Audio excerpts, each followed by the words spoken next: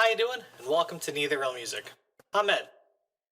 Today we're looking at our 8th and final installment for All of Me by Seymour Simmons and Gerald Marks. We'd been working on hybrid picking a bass line and chord implications.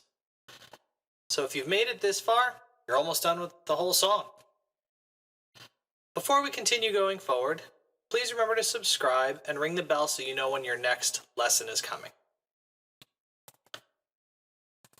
Let me give you an example of what we're going to be working on. Then I'll show you only the bass line, put it all together, and then give you a tab for you to follow along with. 1, 2, 3, 4.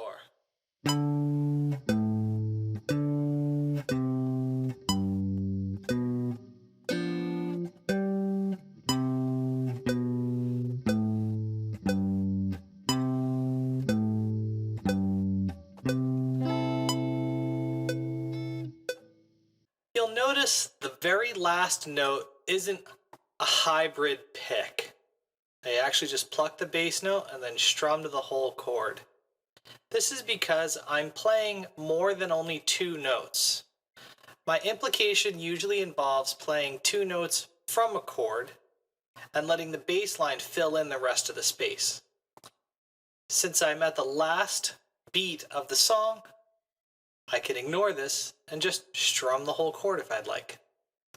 You could play it as a hybrid pick if that's what you want to do. Now let's take a look at only the bass line. 1, 2, 3, 4.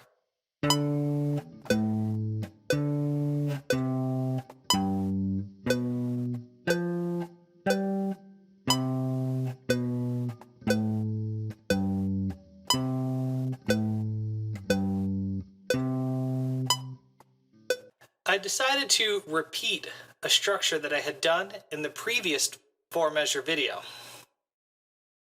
Sometimes when you find a little shape that works, it's a good idea to put it in your memory so that you can utilize it whenever you want. This particular shape is a great 7-chord implication. I can do it anywhere where the root of the 7th chord is on my 6th string. So there it was a G7 chord. If I do it here, it's an A7 chord. If I do it here, it's a C7 chord. These little pieces really help to diversify what you're playing. So rather than just playing a G7 chord, you could play a bass line.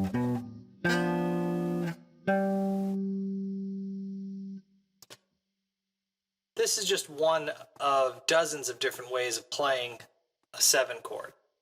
This just happens to be one of the few that I've put in my memory so that I can use at a moment's notice anytime I need. Now let's take a look at the whole thing put together. 1, 2, 3, 4.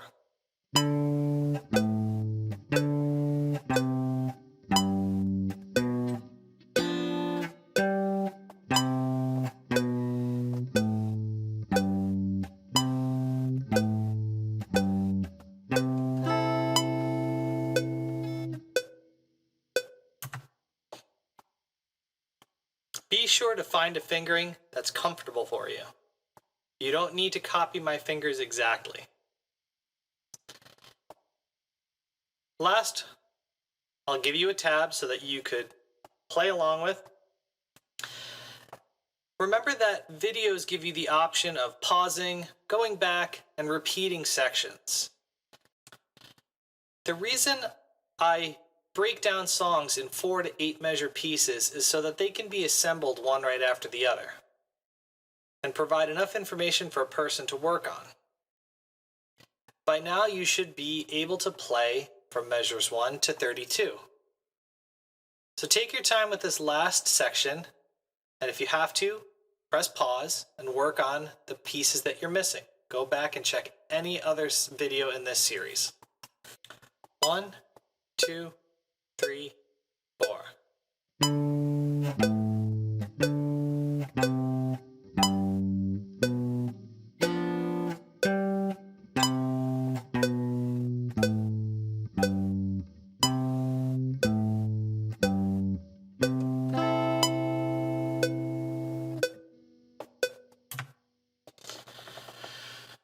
I hope you enjoyed working on this song.